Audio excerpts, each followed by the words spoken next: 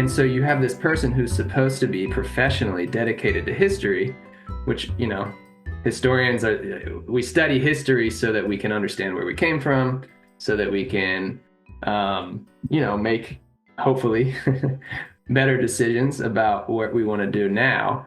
And so someone who studies history obviously has a valuing of the past. And yet this same person is deciding to cut himself off from his history, right? For half the day, he's going to be at work with no sense of who he is. So there's an irony there that like someone can professionally be dedicated to history, but then on a personal level, totally neglect it. And so that's an example of severing right there, like even just that disconnect. Hello and welcome to the Stoner Story Witch podcast. My name is Kristen. I am grateful to be producing this podcast on the lands of the Chorotega people. Thank you for joining me today. My guest today is John Klinger, and he is a friend of mine that has been a part of what has become a mixed race cohort group, but from an embodied social justice course that we had taken about 2.5 years ago through Rev Angel Kyoto Williams, who I reference at the end of every episode. And I'm really, really grateful to have yet another person in my world that I can have a conversation with about severance. Again, I think a big goal of this podcast is just normalizing having conversations with people just in our sphere about what are stories that matter to you, matter to me. Can we make the space to just have a really emergent conversation and make space for, the thoughts, connections, feelings, embodiment that comes up. So you can check out the timestamps in the show notes to just kind of get an idea of where this conversation is headed. As always, this episode contains spoilers. Specifically, the spoilers today are regarding Season 1 of Severance, which aired in 2022 on Apple. Season 2 is coming out in January of 2025. So yeah, I invite you to take a pause if you're sensitive to spoilers, because they will be coming at you left and right.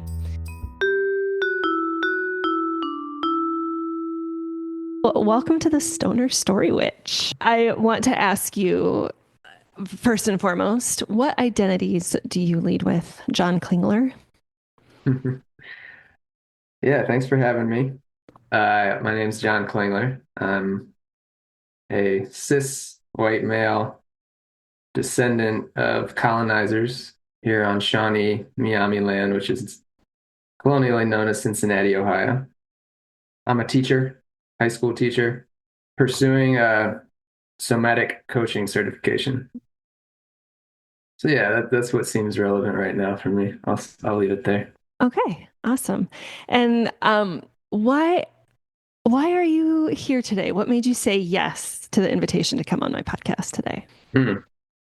Well, in addition to just knowing you and knowing that that'll be a juicy conversation. Yeah, Severance is just I can be picky about shows. I have kind of like there's a lot of shows I'll watch an episode or two and I'm like, this isn't it. Severance though has just been really stimulating for me. It feels like it does such a good job of reflecting a kind of moment that we're in historically. Obviously, the show takes place in a kind of different time, but there's just so many parallels and allegories to our life today, and it's just done so beautifully and artistically and convincingly. Yeah, I'm big on shows needing to be convincing. It has to like match with my understanding of humanity and human tendencies, or else I get thrown off. So yeah, okay. So I'm here because it's a great show and I'm happy to talk about it. Yeah, dissect it. Yeah, and I think I'll just offer a little bit of context of like how it is that we know each other too, because I think maybe that's important. That we met in a white-bodied cohort with Embodied Social Justice, which is a program, like a 3-month-long program or whatever of just leaning into the question of how do we embody social justice. And we were part of a cohort, and we've been meeting ever since. So for like the last 2.5 years, something like that, we've been meeting with a group of like, yeah, 8 of us total.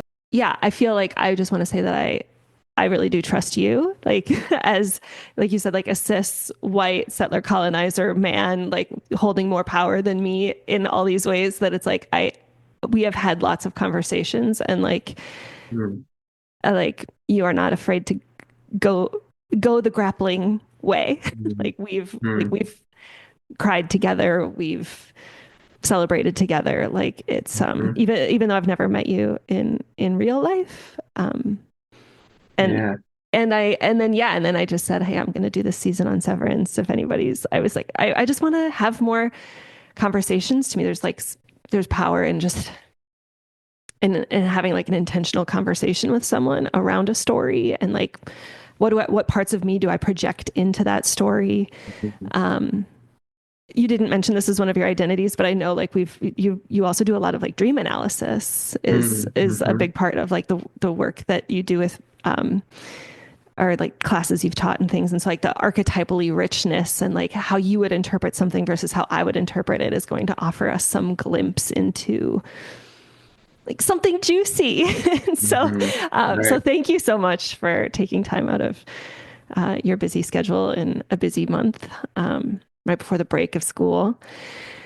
Um, okay, so we've chatted a little bit about where we might be going with this conversation, and one thing that I know I was really intrigued by that you kind of mentioned is, yeah, your identity as a history teacher. And as we know from Severance, Mark, the main character that we follow, before he was severed and working on the severed floor at Lumon Industries, he was a history professor. Right. And there's actually this scene, and I totally have forgotten to mention it because it's just this absurd scene of the no dinner party Right. where I mean, it's just like when we think about attachment, like the building blocks of attachment being contact nutrition, which is like kind Mhm. eyes, vocal prosody, and eating and drinking. And it's like, it's Mhm. literally, we're going to pretend like we're connecting and like nourishing our body. We're going to pretend like we are not human bodies with human bodily Right. needs Yes. and pretend like that's sufficient. Like it's fucking absurd. But in the midst of that, there's this like pretend, like this just like pretense of intellectual elitism where they're like, did you know that in World War I they didn't call it World War I, like in those times they called it the Great War. And and Mark just says like his response is like, well, yeah, like, because they didn't know there was going to be another one, of course they wouldn't. And Right.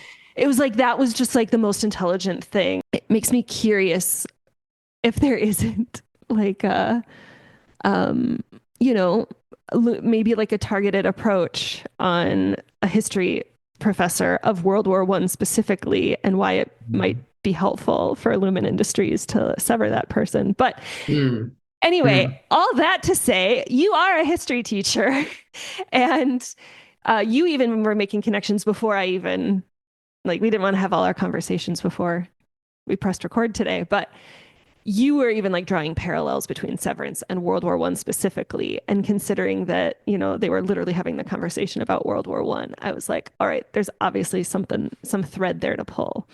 So I'm curious, like, yeah, what comes up there for you? Like, just what are your reflections on just as a history teacher? Like, what's it like kind of following Mark S? Yeah. Yeah, I definitely think it was intentional that they chose Mark to be a history professor. That's an interesting point of whether Lumen had targeted Mark, but I for sure think that the creators of the show were intentional about him being a history professor. Um, and for me, yeah, I mean, we could go a variety of ways, but for me, it represents how easily we all sever in certain ways. The whole show kind of parallels all the different ways that we sever. And so you have this person who's supposed to be professionally dedicated to history, which, historians we study history so that we can understand where we came from, so that we can, make hopefully better decisions about what we want to do now. Um, and so someone who studies history obviously has a valuing of the past. And yet this same person is deciding to cut himself off from his history, right? For half the day, he's going to Mm. be at work with no sense of who he is. So it's there's an irony there that like someone can professionally be dedicated to history, but then on a personal level, totally neglect it. And so that's an example of severing right there, like even just that Mm. disconnect. And there's other ways in which throughout the show that we see him wanting to disconnect from a past that is too painful. For example, when he's out on the date and the subject of his soon to be born niece, is it? Hmm. Yeah, soon to be born niece comes up and they were gonna name her Gemma, the name of his wife who we think has died. And he's like, no, I don't want her to have she's not choosing to have big feely baggage attached to her name. Like I don't want Hmm. to burden her with big feely baggage. So it's like a history teacher saying, I don't want family history in my family's name because it's too Mm. painful. Um, so yeah, and we see those parallels throughout the show of like a painful history. It seems to be that seems to be the reason that a lot of these Lumen workers are choosing to be severed is to kind of escape something painful, whether Mm. going on in their life. So yeah, and I don't know, I could draw connections to like how we as a society, especially as white folks, sever from our history, how we are led to do that through white supremacy. But I don't know if we want to go there right now. Yeah, I mean, thank you for definitely naming that. In general, right now in the United States, Right. there is a fucking debate about Yeah. teaching accurate history because it Right. might, literally because of that pain, or a lot of the argument has been like, well, it's just going to make the white kids feel bad. Mm-hmm. And Mm-hmm. so, um, maybe there's a question here of like, okay, like as a white man teaching history, and like it is a painful place to be. It's like very much, and I think this is like, you know, like the severance that we see in Helly, this you know, like this complicity in the overwhelming oppression of others, and then like when you finally have, and we as, you know, I'll speak for myself, but like as a white bodied person, like I can definitely like point to moments of my awakening of like, oh wow, I've been complicit in the oppression of others, and it's through actually seeing like the ways that I've been oppressed, or like there's ways that we come to finding our solidarity, or as Rickon would say, camaraderie. It's Mm-hmm. not just being in a camera with someone, but it's actually standing together in hard times, recognizing a common struggle and reaching out to offer them a loving hand. Mm-hmm. And like the way that we're teaching history to be like, oh, it makes us uncomfortable. So Right. let's not learn to get comfortable experiencing discomfort. Let's not gain uh you know, an ability to cry together and mourn together and experience futility together and then be like, okay, and now fucking what next? I think what's also coming to me is like that edge walking that we see Ragabi do. Ragabi's that the black Mm-hmm. woman that she put in the implants, but then she's doing the reintegration. We do not know much of her story aside from that Right. one scene Right. that she is in. Um, and I'm just really putting a peg in the fact that she's like a black woman and is like kind of this like in this role of like, you know, like an oracle or something. Like it makes you think of the Mm-hmm. Matrix, and she's also a black woman, and that always just felt so perfect. um but yeah, but like, you know, what edge has she walked by like literally being in charge of doing the implants, and then now she's in this reintegration, or she's in this reintegration program. So like, yeah, how do we balance when, like, I burned out as a high school teacher, science teacher, but like I couldn't reckon like all I was learning about like indigenous traditions and how those were not in the standards. And I just was like, I'm literally perpetuating white supremacy and colonization, and I don't know how not to. Um, and Mm-hmm. so I don't know if I even have a question, or if I just want to be like, wow, John, this really sucks. Maybe we should cry about it sometime again. I don't know. But anyway, what's coming up for you? Yeah, I mean, My school is a little bit different. We have a little bit of a buffer from, I mean, our state does have some of these laws that are about basically whitewashing history. But since I teach in a majority Black district, there's a little bit of a buffer. We have like an anti-racism policy. And so I personally don't feel any real pressure to, um, to teach a whitewashed version of history. So that's good. Um, as the country as a whole, though, yeah, I think exactly. Like it's we're being trained to continue to forget, to continue to numb, which, as Resma has pointed out, for the first time for me, that's when I first kind of saw it through this framework of white colonizers having come because they were or having committed the atrocities they committed because they are coming from a very traumatized state in Europe, right? Where Mm-hmm. things, the sort of poor and working class people that ended up on the shores of what we now call North America were ones Mm-hmm. that had dealt with extreme trauma, very hierarchical political system, torture being common, very punitive kinds of things. Not to mention just like famines and crop failures and all that stuff. So then not having healed that pain, right? Not having healed that pain is what leads to the perpetuation of the pain, right? He talks about Mm-hmm. clean pain, dirty pain. Dirty pain is the pain that we don't actually take the time to heal. And so what ends up happening is we enact it outwardly. And that's the history of our country in a sense. There still is this refusal to address that. Um, so yeah, as a whole, our country definitely is trying to not feel the pain of history, Mm-hmm. just like Mark is trying to not feel the pain of the history of his life. And then you see parallels, yeah, and then the way Lumen kind of enforces this positivity um, through like it's like the religion of white supremacy, which of Mm-hmm. course is tied into capitalism and patriarchy and all the things, but there's kind of this religion of like we got to be positive all the time. We always Mm-hmm. got to be moving forward. And you see that in Lumen, right? With like these fake smiles and like Yeah. lemon part or what is it? Melon parties. Like, Melons.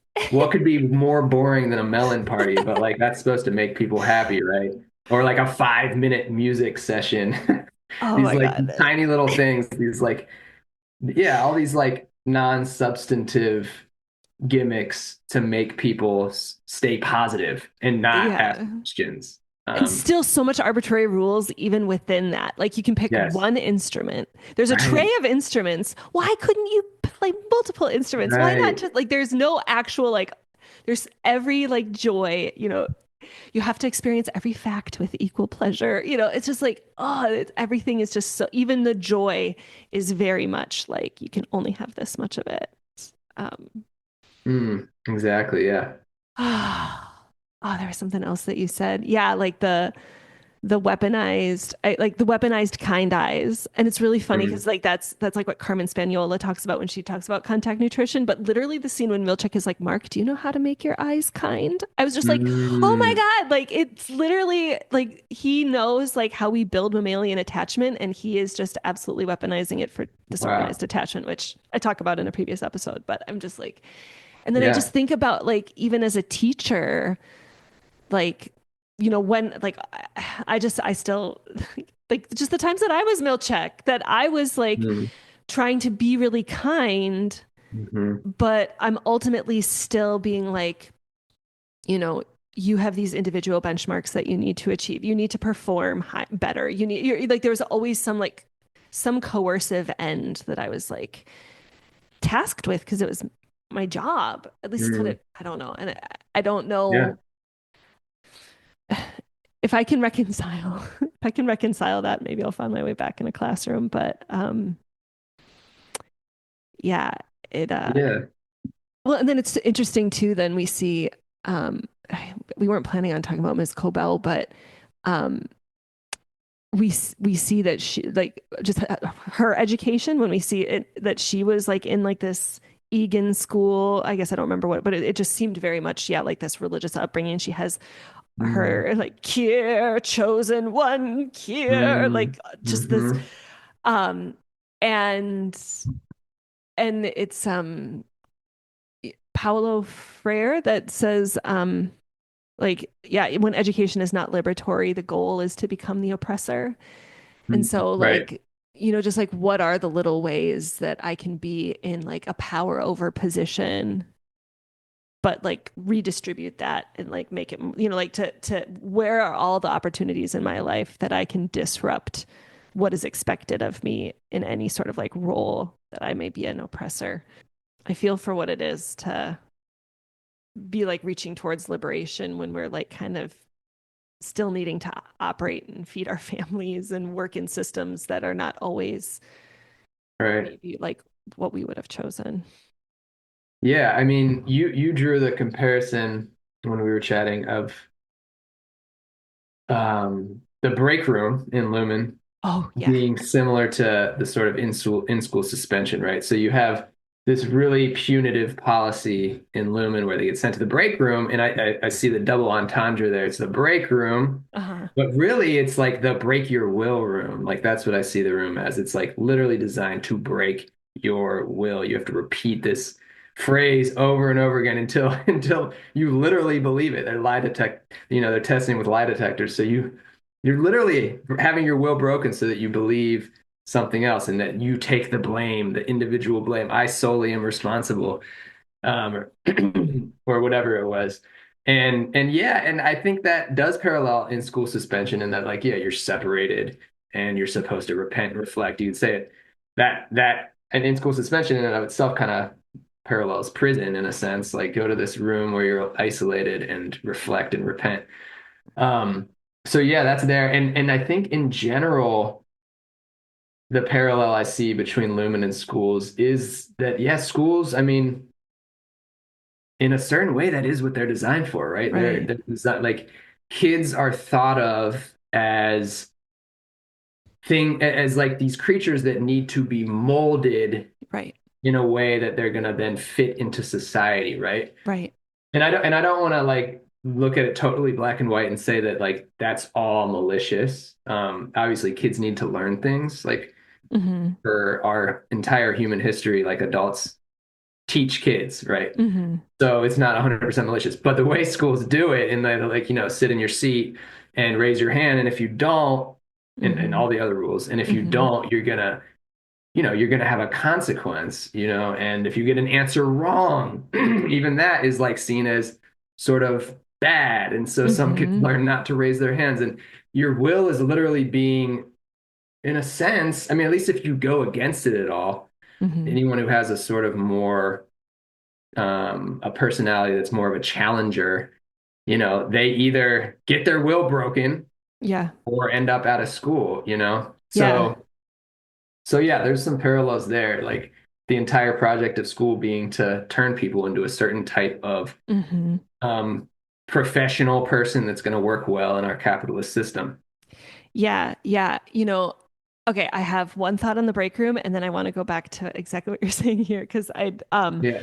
another thought I had on the break room too is like it's almost if you think of like a severance or like maybe like going down, like I also just kind of think of like a conscious and subconscious, and I think we'll get to this a little Mm. bit when we talk about Irv, but like what little I know about hypnotherapy, which is probably more than most people, just through anyway, is that like the goal of some of these like hypnotherapy tracks or like going into trance is to like make suggestions to your subconscious, and that your subconscious can in those like trance states can be more open to like Right. new habits or things that you might in your conscious brain be resistant to. And so I just think that on like a subconscious level to be partnering torture in a context that's Mm. being defined as a break. So like Mm. if to just associate like, oh, I don't want to take a break. I would rather work than take a break. Like I also think that like how does capitalism keep us Yeah. from like feeling like, oh, it's not safe. It is not safe for me to rest. It is not safe Mm. for me to take a break. And it's like we see just like a very literal brainwashing of it. But then if we're like, oh, that's a symbol of a very large problem. Um, Yeah. and so yeah, we just keep people tired. We keep them working, and then they're not gonna have have the time to, or the capacity or whatever. I mean, yeah, whatever capacity of whatever it is, to be able to do anything Mhm. about it. I really liked a comment you made too, because this is something that I've just, oh my God, because I think so much about Helly. Um, but when we were talking about, like teaching compliance, and that Lumen is very much like a public school, we would say in that way. It's like, why can we say that probably Dylan, Mark, and Irv are products of the public school system, and that Helly probably went to a private school, probably like didn't have, like has a lot of what we would say, and like Resma Menachem that you kind of referenced earlier. And my grandmother's hands was roughly kind of what you were referencing, like Mhm. this, like the embodied uh, entitlement in some ways of white people that certainly is related to trauma Right. historically, but that like Hollywood, even on a subconscious basis, have almost like an embodied anti-capitalist like elitism of like, I'm not doing that, like maybe Mhm. never needing to work a day in her life. Like, you mean to tell me I need to sit at this computer and do, like, this is fucking bullshit, because it is fucking bullshit. But Mhm. like the like public school has just already done such a good job that it's like Lumen didn't have to try Right. too hard, because everybody's coming down that elevator with more embodied submission Yes. than Helly. Right. And um I just fucking love that so, Mhm. so much. Yeah. Yeah, the connect, and that we see that too. We see that too with like, yeah, the kids that can have that extra privilege of extra, like extra summer camps, or extracurricular programs, or in some cases even like private schools, like giving them like more sense of agency. Right. Um, Exactly. yeah.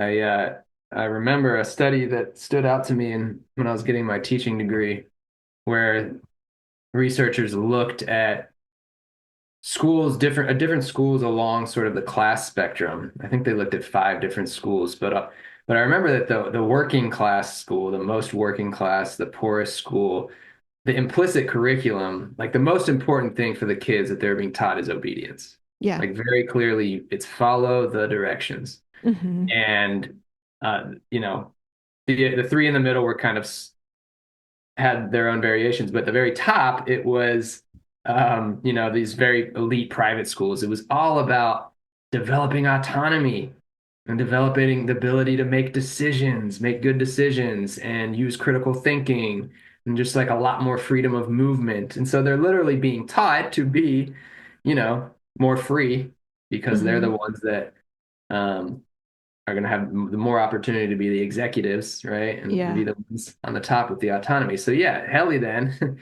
presumably would have gone to a school like that. And she comes in with all this embodied resistance. Like she's like, what? You're gonna like, she knows, like, no. Right. But the rest of us, we've just been so conditioned to it. Most of us are like Mark and company, where it's like, yeah, this is just it, This Hmm. is just it. We're not really able to see outside of the box, at least for a certain portion of our life. We're not able to see that like things could be different, Right. um, until something radicalizes us, right? And Right. then that actually does happen for them. But Helly comes in with the embodied resistance. She's like, hell no, I'm not doing this shit. Right. I'll kill myself. Like I'll literally kill myself. So yeah, and of course, Lumen has the most trouble with her, and it's a huge, scandal because of what we find out at the end. But yeah, Right. Right. Well, and it's interesting. Okay, so they have that in that big PR project when we see that, like, oh no, holy shit, she's Helena Egan, yeah, right. and she's big time in like the propaganda and helping the senators, and like that there's just like larger systemic like shit that's probably going to hit the fan in season 2. But Hmm. um and we see that there's this tagline like united in severance, and it's just like, oh my Hmm. god, like that's terrible, that's absolutely like, ah, like, are you kidding me?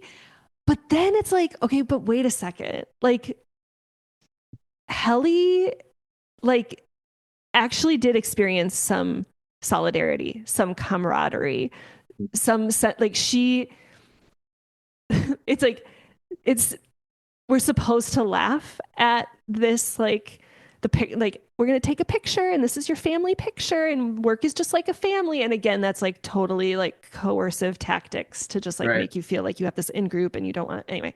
Yeah, yeah, yeah. Fascism light, but then we see when she's talking with her dad, when the Innie Helly is talking with Jamie again in the bathroom, like he comes, like, first off, he's not well attuned enough to his daughter to even, like, Ms. Cobell is more attuned to her than even her own dad. Like, Ms. Cobell can just, Mm-hmm. like, see really quickly, like, oh my gosh, it's you. But, like, Mm-hmm. her own, like, the absolute attachment wound, like the lack of secure attachment that she would have to have with her dad to even want to sever herself in the first place is like is just devastating, and I believe is very much emblematic of like just the hurt that it is to be so disconnected from your own humanity when you have that level of wealth and power in such an unequal and harm-filled world, that it's like it's she's probably her whole life been grasping for, you know, connection and attachment with her with her father, with her parents. I mean, I don't know, we don't know about her mom, but like, and on the severed floor, like she got clarity. She was like she couldn't even remember the color of her mom's eyes or whether she even had a mom. She only answered one question correct and it was a perfect score. Like, Right. and that actually like enabled her to unite to that outy part of her that is like, it's all been bullshit. Like her whole life has probably bullshit, but it took like actually being like, oh my gosh, other people see this as bullshit too, or I'm seeing, I don't know. That's my hope, is that this is just like a really radicalizing moment for Helly, Mm-hmm. because that's like a story I really want to watch. Mm-hmm. She has also, I love the moment, and it's after she's with her dad in the bathroom, and she reads or she has it memorized, the break room compunction statement, where Mm-hmm. it's, forgive me for the harm I have caused this world. None may atone for my actions but me, and only in me shall their stain live on. I am thankful to have been caught, my fall cut short by those with wizened hands. All I can be is sorry, and that is all I am. And I was just like, when I see her looking in the mirror, like she's just like, I feel like in that moment is that moment of like the white fragility, the white guilt, the, you know, the wealth wound, whatever you want to call it, where it's just like the oppressed oppressor or whatever it is, where it's just like, I have been awakened and there's this invitation to sit in shame, but she has learned in the fucking break room, trying to break her, but like, it's actually just like, I have been complicit.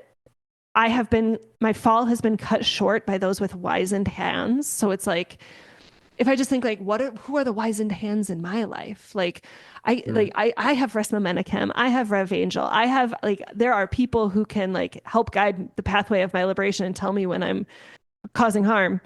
All I can be is sorry, and that is all I am. I'm sorry. I'm not ashamed. I'm not going to wallow in self pity. I am sorry that there's like a sadness. Maybe I think of like sorry would probably be sorrow. So it's like, okay, sad is good. Mm-hmm. And then she fucking goes in there and then she, you know, tells everybody, did Lumon accidentally give her a radical idea of a radical embodied practice in like that little mantra that was meant to Mm-hmm. break her? And it's like she's just Interesting. fucking like flipping the script on all of this. Is like, Interesting. that's what I hope it to be. I want it so bad. I yearn for it so bad. Yeah. And I guess we'll have to see because at the same time, we know that Helly's outie through the video that she sent in is very much like, no, you're not a person. I make the decisions. So yeah, it's like how can any Helly break through to outie Helly? And so that gets us into Right. like, that, there's parallels with unconscious stuff and yeah, how do we get parts of ourselves communicating, right? If we have an oppressor part of ourselves, so to speak, or sort of like Right. control conscious part of ourself that is blind to another part that's more unconscious, but that is needed for wholeness and for liberation. Like, how do we get those in conversation? Right. So I'm Like, curious what the show will do with that. yeah, yeah. Like recognizing there's a part of me that has been complicit in the oppression of another part of me. Hmm. Yes. But yeah, like, and I know we've talked a little bit about like IFS and internal family systems and I mean, Rev even talks about, I think it's like the collective process or the liberatory path. It's like one of her pillars of liberation. This idea of like, go get yourself, go get your people, go like, who are what in hospicing modernity they to say like, who are all the people on your bus? Like, just who are all those? Hmm. I think that's another reason I just love talking about stories because like I can be like, okay, I really relate to Helly in these ways, but I also really relate to Irv or Dylan or Hmm. Mark or whatever. And so it's like, in what ways can stories actually be a little place for us to just be like, ooh, what part of me really feels solidarity with this character? And what is the feeling? Like, what is the emotion? And Oh yeah, I feel like that goes right into a lot of stuff I noticed with Irv. Irv, at first, and he's kind of the last one to be radicalized of the four. But he's the stereotypical, he's the believer. He's the true believer. He yep. believes in Lumen. He's trying to make everyone, he's like very sanctimonious and like trying to make sure everyone is like doing the proper things and paying the proper respects to Lumen and to the Egan family. He was very passionate when they visited the perpetuity wing in honoring the forefathers, so to speak, the prophets, kind of in certain terms of religious language. It's very religious. Mm-hmm. He reminds me of someone who's just very religious, but not really, a sort of in a box religion where it's like following the exact rules, following the letters, not much Mm-hmm. about the actual inner experience. Anyway, even when he's arguing with Dylan at one point in the background, I don't know if you noticed this, but they're arguing. I think Dylan's joking about being like a bodybuilder on the outside or something, and they're bickering, arguing, and Herb at one point says, "That's why my posture is ramrod straight," and like I feel like that's like very reflective of him. Exactly, he's very rigid, back straight. Um, but then there's this other thing going on, right? Which is, and this is where it kind of connects with what we were talking about with like parts of ourselves and conscious, unconscious, and dream work. Um, is like you can anytime we have a person like that that's trying to act like everything's positive, right? Never wants to Mm-hmm. acknowledge the negative of anything. Never wants to like entertain challenges or criticisms. There's something that's being repressed, right? There's something that's being pushed down into the unconscious, and it's there though, and it's Mm-hmm. you can't avoid it. And Irv can't avoid it. For me, that like my take on it is that's the black ooze coming out. Is like it's his unconscious trying to wake him up. Like, yo, dude, this Mm-hmm. lily white picture that you have of the shit going on here. Mm-hmm. No, actually, there's this like impending doom message that you need to be hearing. So the black tar, the black ooze is like trying to wake him up to like actually things aren't as um, great here as they seem.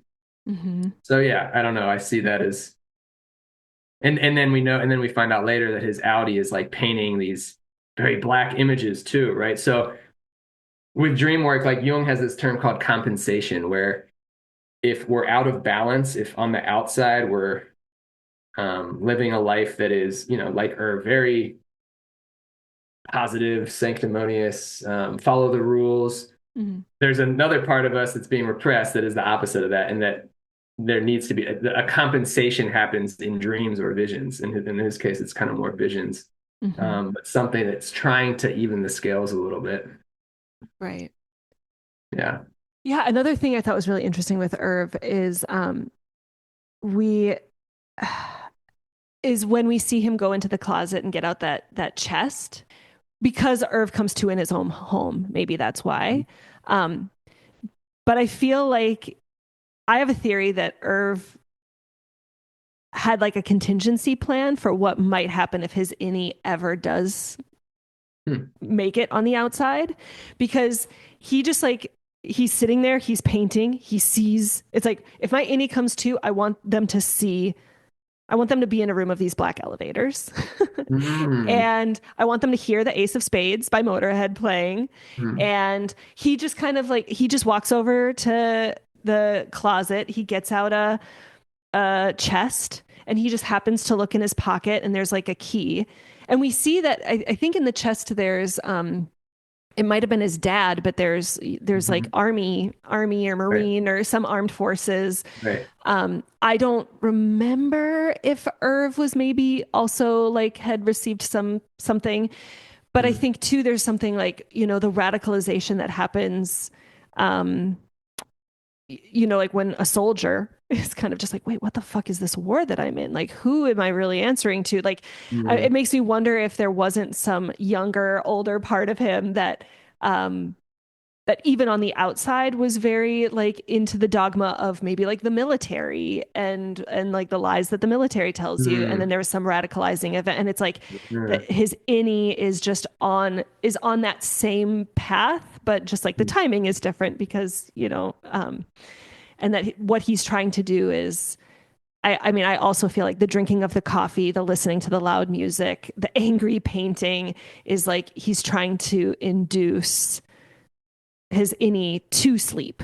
Like he like recognizing that there, um like that that like that's his best way of um I guess reintegrating, for lack of a, or like just having, any sort of integration is kind of like is connecting that. And then I also think that it's like an embodied practice. Like it's like people who wake up and meditate, or for me, like I'm baking, or, like just what are what are like just the practices that we do in our everyday that just kind of like, I think when I fucking forgot to ask you the question, but like what resources us for collective liberation, or what is connecting me to my most intuitive self. It's like, I think a lot of times that's creativity. I think a lot of times it's like something that gets us into a flow state, or a, you know, some either some people might say that it's really in their body, some people might say it's really out of their body. I don't know, but Mm. I kind of I'm like, maybe that's my question, is like, is Irv's painting trying to connect to his innie, maybe connect to his, like just go get himself, that liberatory practice of go getting his parts. Mm. Maybe he's connecting to his wildness, but maybe it's also the thing that's resourcing him for liberation. He knows that his Audi is going to die the moment his innie goes in that black elevator. And that's another common thread, is like this death phobia in Irv, Mm. that Yeah. like Mm. Irv wants to remember and be remembered, and to think that Burt would retire and not remember him, but Mm. he'll remember Burt. Like that is like, that's the fucking thing that radicalizes, is like, I want to be Right. remembered. I don't like, I'm gonna die. Well, like once everybody on this floor retires, then my life will have not mattered. But we Mm. see that like the lyrics of the Ace of Spades are all about like, it's like, I don't like, I'm not afraid of dying. And so it's just Mm. like, he seems very sure about his plan. I don't know what his plan is, but like he is he is reaching towards some collective future that, um that is, yeah, a big contrast to like the tone that we see in his innie. um Mm. Yeah. oh god. It makes me think about the history question again, with, Irv wanting to be remembered, and that's what radicalizes him. It's like, wait, Bert's leaving, and now I'm forgotten. Right. And so, actually, as we're talking, and when he's on his Audi, we see has the memorabilia of, I think I remember it being his dad, Yeah, I think so. that had the military uniform. So again, there's some history there, and so I'm realizing as we're talking, like the innies are on this. The Audis go to be the Audis decide to sever in an effort to not face something that's Mm-hmm. painful in their life. So something about their past. So in a sense, especially Mark, you know, can't face his past or can't face this thing that's happened. And so now he's becoming an innie. But then what's ironic is that the innies are trying to figure out who they are. They're trying to Right. rediscover the history. All of them are like, wait, Dylan, I have a son. Like, wait, tell me more. I need to know more. And Irv finds the military uniform, and it's like, and it's kind of like I feel like that's the quest we're all on in a sense. Is like, Mm-hmm. who am I? What is this life I'm living? And I know there's something that could be richer. Mm-hmm. Where is my history that I've been cut off from? Especially here in North America. I speak for myself as a white person. A lot of us lost our culture once people landed in North America and decided to assimilate into whiteness. It's like, yeah, that's safer, that's easier. You can get some privilege. You can get your Yep. melon parties and finger traps and waffle Uh-huh. parties where you're all alone. You can have your waffle party all alone. But in exchange, you got to forget your culture, Mm-hmm. forget your language. Don't remember anything about the mother country or your people there. Mm-hmm. And here we are a few generations later, and we're living in this capitalist consumerist kind of hellscape that doesn't have any culture other than like, we're around Christmas time here. So it's like other than Santa Or what we Claus. appropriate from other like more intact Yes. And cultures. of course, there's the hunger for some kind of culture. And so white folks often end up appropriating, yeah, other cultures. Mm-hmm. Exactly. But yeah, so I'm just seeing this parallel. Like the innies are looking for culture and who they are. There's no real culture in Lumen, just like there's no real culture in the typical sort of white suburban um, upper or middle class or upper middle class white picket fence Yeah. lifestyle. Hot dogs on the 4th of July is about as cultural as it gets for us. Yeah, right. Like all the out or like Mark as an Audi is like, oh, I wonder like what I do down there. But it's not like, oh, I wonder like who I really am. But yeah, like the innies have more Mhm. are answering more of that like existential, who am I? Which actually I'm really glad that you brought that up because that fucking wellness session that we see with Mm, Mrs. Casey and right. Irv. And like this wellness session is I am going to tell you about your Audi. It's like, Yeah. and you're gonna like these facts, but and then like there's all the rules, like you can't enjoy them too much, or else you're gonna lose point, like, Yeah. and all these things that are just Yeah. like absolutely terrible that I talk about in a my episode with Carmen.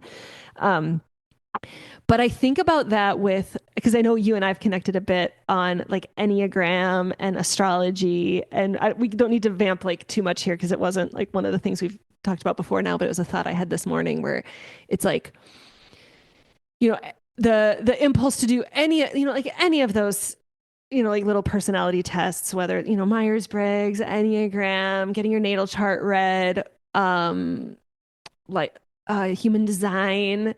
And it's like ultimately this like who am I? What's my Mhm. purpose? Like it's that those the existential question of the innie or like why am I like how am I here? Mhm. Who am I outside of what my conditioning within these oppressive systems of domination or whatever, but like the difference of like kind of being told who you are versus kind of like the flexibility of like you know a Leo rising can be like this, but then also with other placements, it's like it's kind of like it gives you like a little roadmap, but still ultimately you can kind of decide like what are like ooh, those shadow sides do kind of fit, or like these like areas of growth feel meaningful or whatever, that it's like I guess the difference in like giving away your agency to somebody who's going to tell you who you are versus like allow you to choose that for yourself. And Mhm. maybe what's coming to me right now, I guess, is just like the little bit that we've because we've done some you've in our relationship in our group you've done like dream analysis, and the one thing that I remember from like when we've kind of held space to dream share, I'm probably Mhm. butchering this, so please tell me more, No, but you're that good. there's like I'm not going to tell you your dream.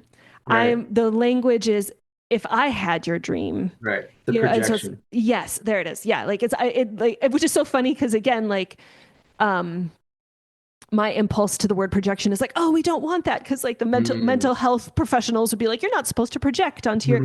But it's like, well, actually, all I can do Yes. is have an embodied reaction to who you are, and allow yourself to just be projected onto me, or mirroring you, or witnessing you back to you, and like take it or leave it. But so yeah, like I'm not going to tell you, but this is what comes up for me, or I have a Yeah. question about this. And um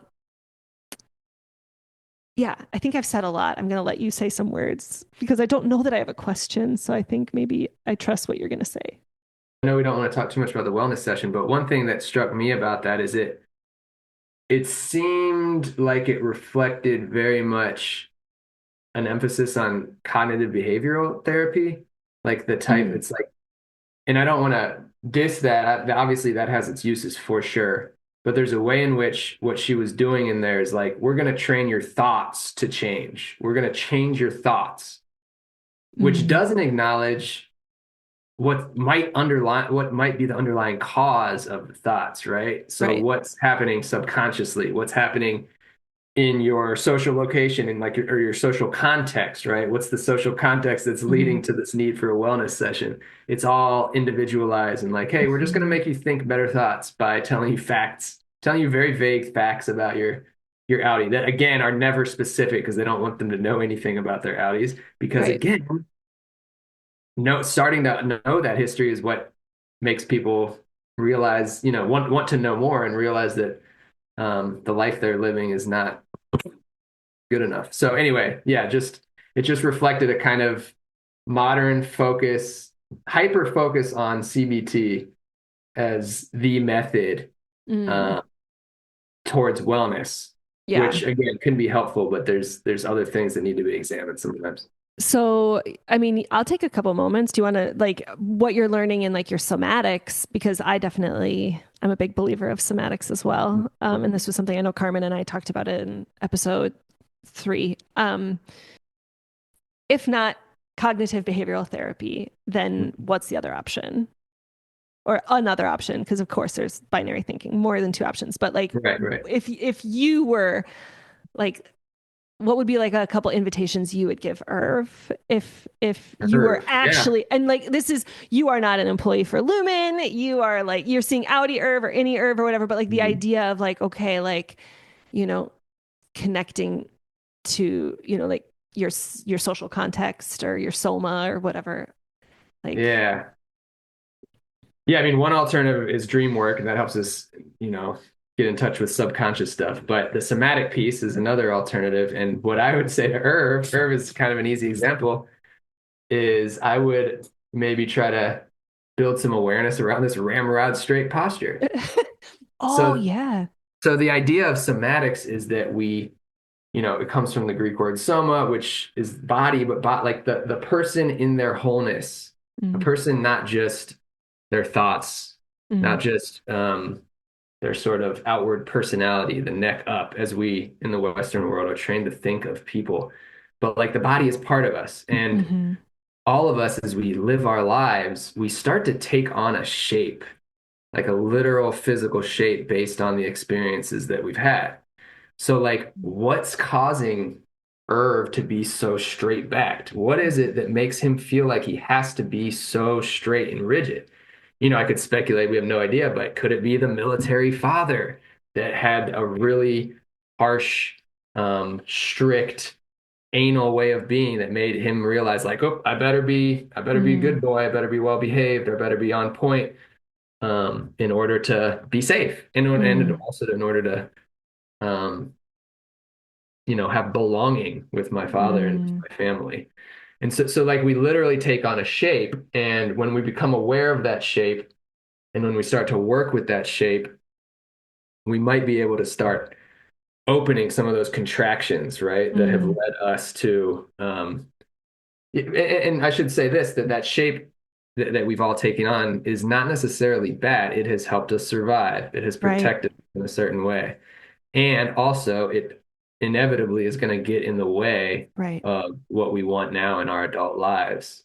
What are we right. working towards, and how are these tendencies that we've been conditioned to take on, these shapes we've taken on, how are they getting in the way?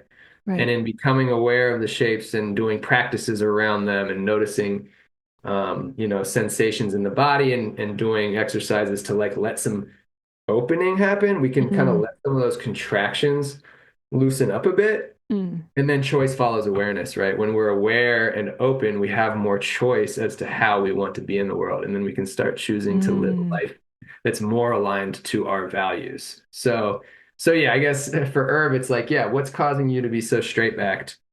And is it cutting you off from other possibilities? mm-hmm. Is it keeping you from doing things that maybe you want to do, like connecting with Burt, Right.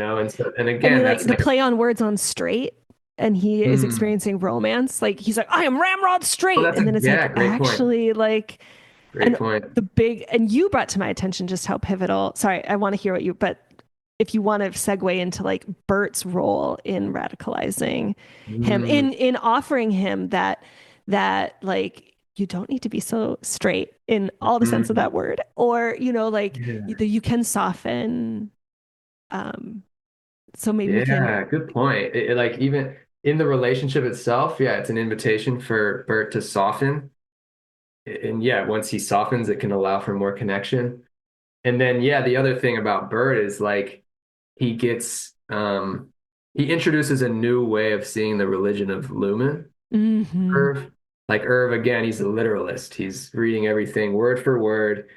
And Bert, there's some line where Irv does that, and Bert's like, well, I'm more of a first edition kind of guy. Um, and we don't know exactly what that means, but my interpretation was like I'm more a follower of like the initial impetus of this religion. Like if we think about it can make a parallel to Christianity. I'm more of a Fuck follower, yes, let's like do it. yeah, I'm more of a follower of the initial sort of embodiment of Jesus and the teachings there. I'm not really about all this external stuff that gets codified into what we now know as Christianity 300 years later. Right. And then his follow up to that is yeah, um, Kier, who's the analogy of God, Kier speaks to us not, or he's the parallel of God, I should say. Kier speaks to us not just through words, but also not just through words and paintings.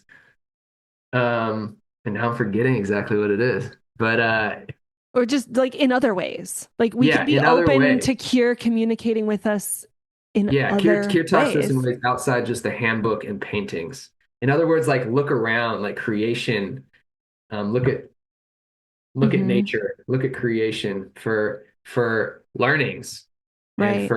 for teachings.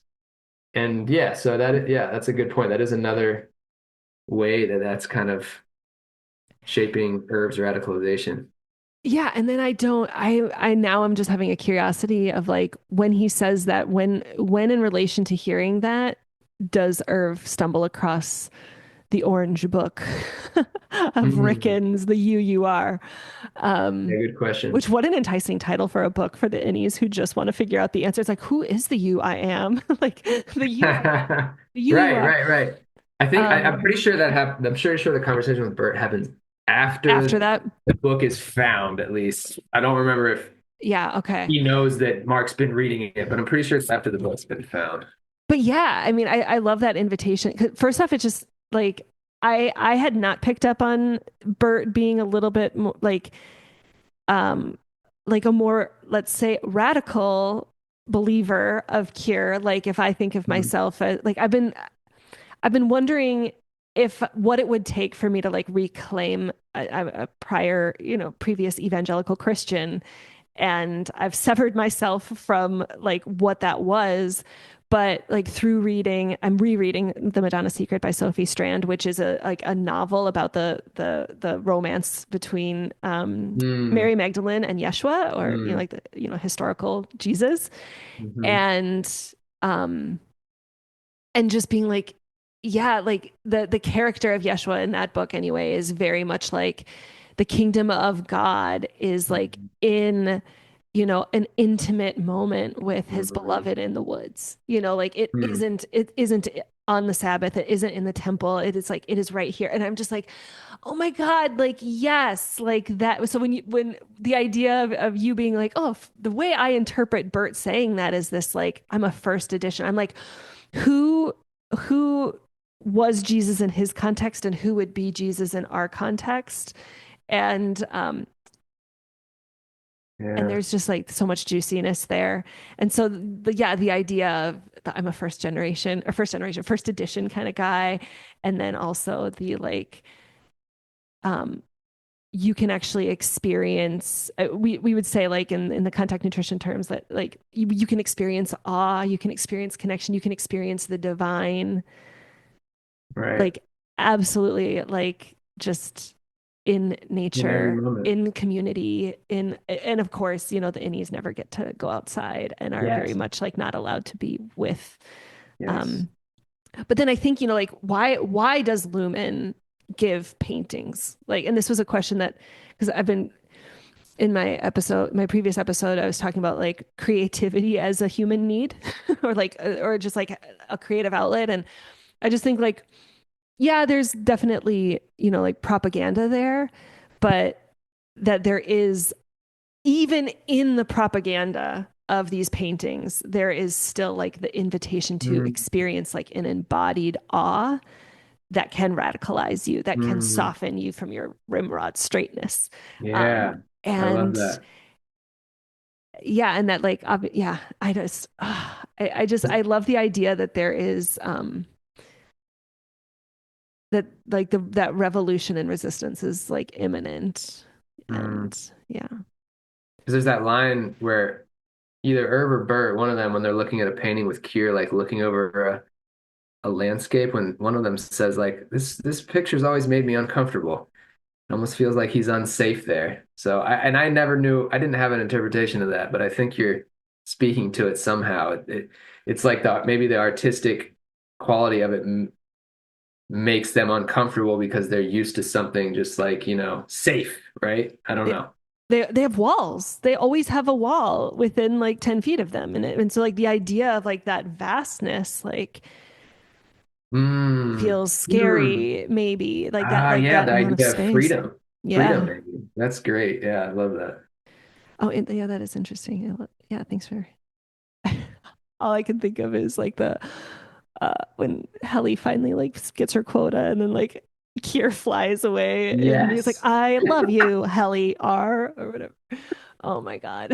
So Another question that's popping up just real quick is the show makes us believe, leads the viewer to believe like you know, Lumen is a bad company uh, and therefore the Egans are like bad. But this conversation about first edition stuff makes me wonder if something has gotten adulterated along the way. Like who was Kier Egan? Maybe there's sure. something that'll come out about that. I hadn't thought of that until this conversation. Right, that maybe he actually was like a super radical, Yeah, like, prophetic. yeah. I mean, probably, right? Is like all like the big change makers then just get, Yeah, right. I mean, like we like with like even like on Martin Luther King Exactly. Jr. I was They like, thinking it's like we're that gonna too. just like extract all these quotes to then like make people feel it, but it's like, no, actually, like, can we like, this was not even that long ago. Can we like put this in Yeah, some context, please? right, right, right. And really be Exactly. like, no, who was he and what was he about and what would he be talking about Hmm. today? And it's Hmm. the same stuff. We could talk a little bit about Dylan. Okay. Because yeah, I think it's interesting when we think about like Dylan represents the need that we have of like, I don't know, like recognition, need for being like maybe like a Mm, very young part, very like rewards driven, yes. extrinsic motivation. And Hmm. then so like what I'm thinking of is, you know, when after Helly tries to kill herself, we see that Dylan is like, we should like somebody should give her some finger traps. I would give her some of mine, but it was my idea, so somebody else can like give her some, which also is just like I like them too much to actually do it, but it was my idea. But like I know that it would cheer me up. So like like how we always try to cheer up somebody with like what works for us, right? And then and Irv is like, we should put up some of our favorite handbook quotes because like because maybe meaning, right? And then it ultimately was like, let's go to the perpetuity wing. Like we need to connect with like our meaning. um Mhm. Right. but like Dylan is not super motivated by the meaning. He makes the little bingo card, it's a joke to him. Right. We do know that the waffle parties were like, and that, man, there's probably some like dream symbolism we could go into there. No, uh maybe. with like why all like who are all the masks. But I loved what you said about like, yeah, that those like having the party, having the waffle party, having the melon bar, having the finger traps and the erasers, even though pencils aren't allowed, and we all know why. um, Mm. that but then once he finds out something about the outside world, like something definitive, he also does like to dabble, like you say, in like, I bet that my Audi is this. Like he likes to dream about who he might be, what his Audi might really be like. But then like once it's like, holy shit, like I have a kid, it's like he does Mhm. not dance during the dance party. He like, and then he finally like is connected to, his resistance.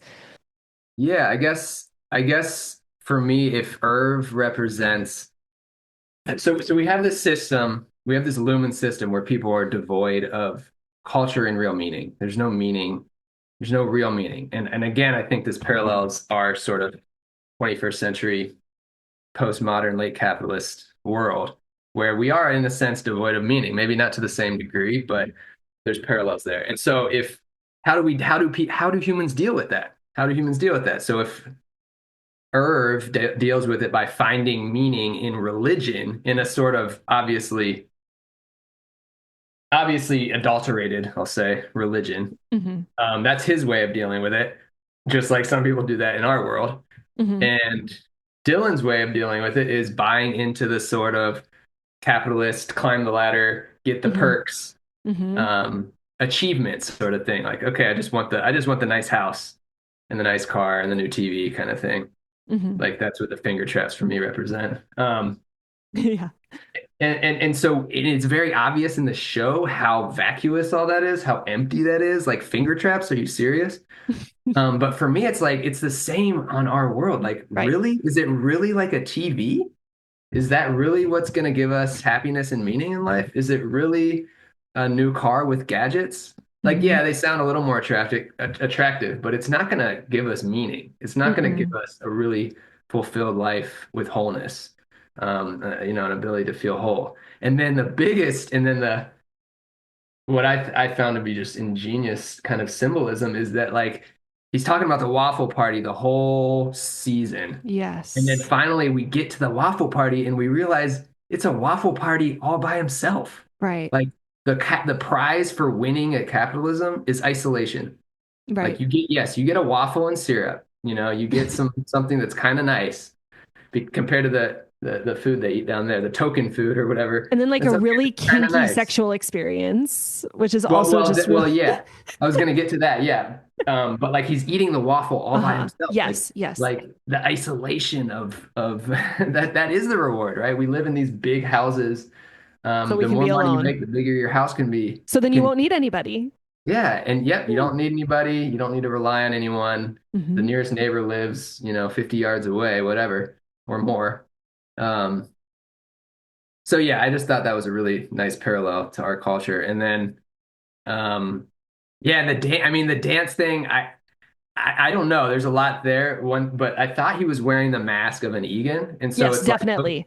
okay, yeah. So like I get Mm-hmm. to envision being at the very top of the ladder for a few minutes. It's Yeah. like I get to think of myself at the very top. So it's like this hierarchical kind of thing, and then I get to and like I don't know. Obviously, there's erotic and sexual And all the dancers were wearing, one of them I think was wearing like a goat mask. Like they were all wearing different masks in their Right, like little yeah. dances. Goat was there, wasn't it?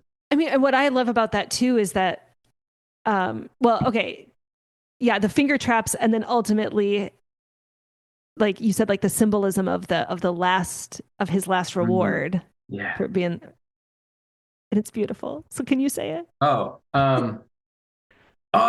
oh, you mean what he asked for himself? Yeah. Yeah, the gift. Yeah, yeah, yeah. So then the symbolism of we see this gift that he asked for, and they're kind of like, "Are you sure?"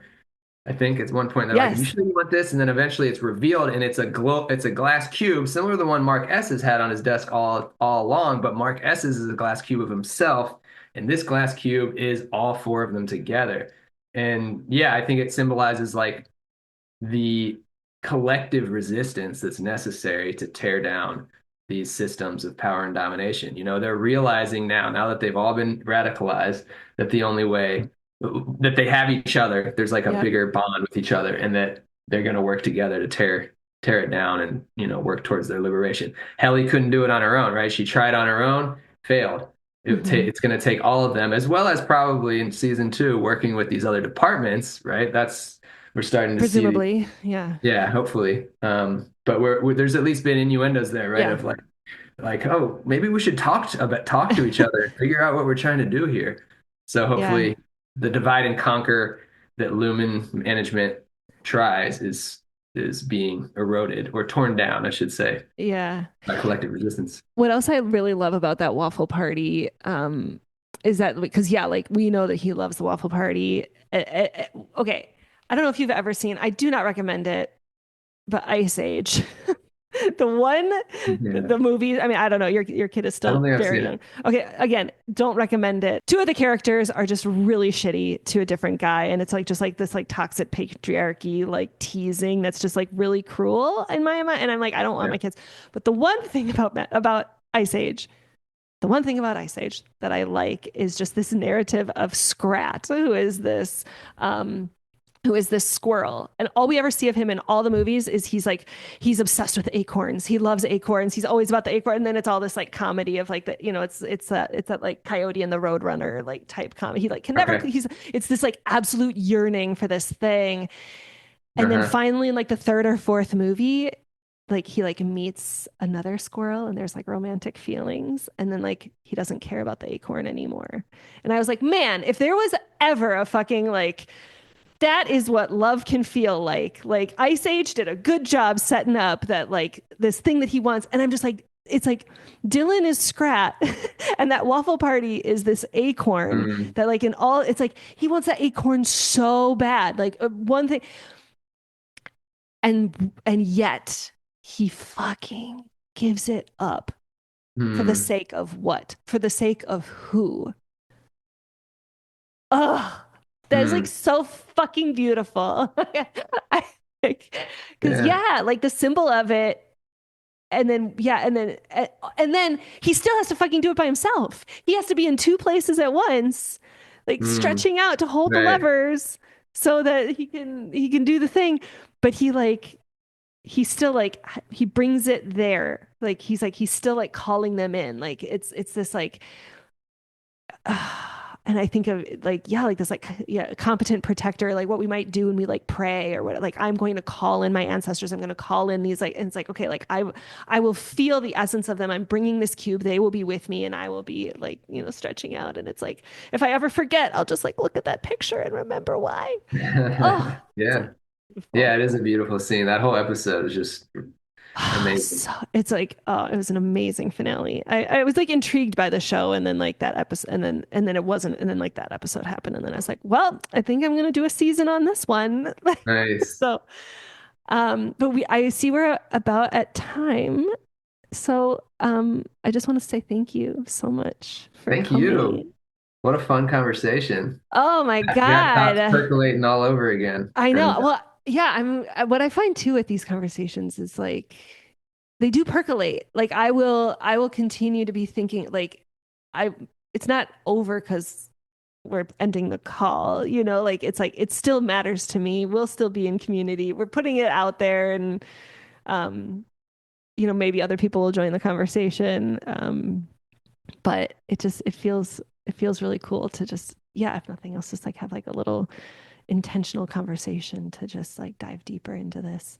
Um, Yeah, but absolutely. do you have like anything that you would like me to promote for you? Like, um, work in the world? I do somatic coaching, and people can find me at buriedwisdom.com. Okay.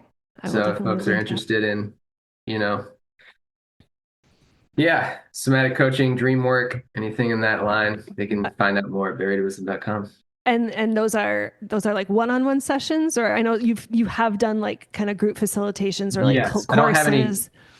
right. I don't have any groups planned right now, but Okay. I will Like you soon. just I am teaching a class. If anybody is in the Cincinnati area, excuse me. If anyone's in the Cincinnati area, I'm teaching a class where we're going to be, or facilitating a class where we're going to be reading Prentice Hemphill's "What It Takes to Heal," which is an amazing book. ah So it's kind of like a book study, but that's an in-person thing. So, but and that's at the like Hive.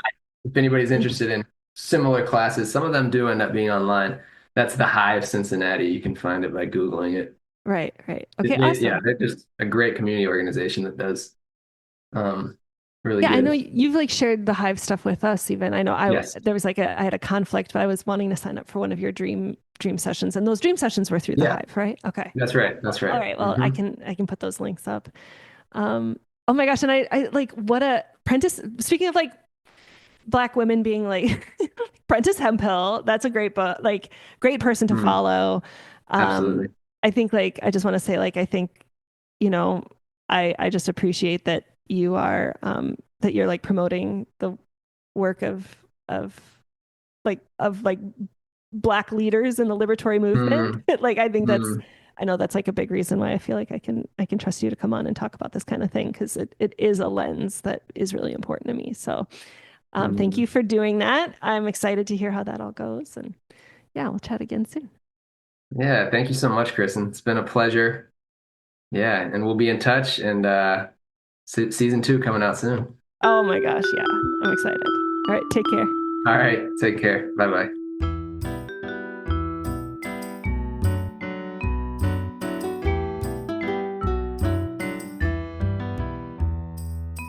Thank you so much for listening to today's episode. I have posted any and all links to books and offerings from teachers that John and I mentioned in today's episode. Specifically, he mentioned Resmaa Menakem, who wrote the book My Grandmother's Hands, which I will link. I mentioned some hypnotherapy, and if you're curious to learn more about that, I highly recommend, of all things, the Numinous Network with Carmen Spaniola. She has some really great hypnotherapy tracks, one especially about gut-directed hypnotherapy, which I've been listening to, and it's amazing. Lots of hypnosis and trance journeys available there, as well as all of her work on secure attachment and contact nutrition. And of course, Rev Angel Kyoto Williams, as always. So check out the show notes. And as always, I invite you as my listener, whether we know each other in the real world or not, and it's like bonkers to me to think that there would be people finding my podcast that I do not actually know on a personal level. Oh my gosh, if you are one of them, I'm so flattered. Thank you for listening. But regardless of who you are and what your relationship to me might be, as always, I invite you to reach out to me at stonerstorywitch@gmail.com to let me know what resonates with you, what comments you have, what connections you're making, what dreams do you have for season 2? What is your contribution to the dream of collective liberation for this group of innies and outies in this world of Lumon and in this show of Severance? So I would love to hear from you. I want to thank Matt Shuby for the podcast art, my husband Kevin Carlo for all his help in the creation of the theme song for the podcast, and Aeneas Mitchell and John Williams for their inspiration of Hedwig's theme and Hadestown. And before I sign off, I would like to leave you with a quote from another one of my teachers, Rev Angel Kyoto Williams, who says, "Love and justice are not two. Without inner change, there can be no outer change. And without collective change, no change matters.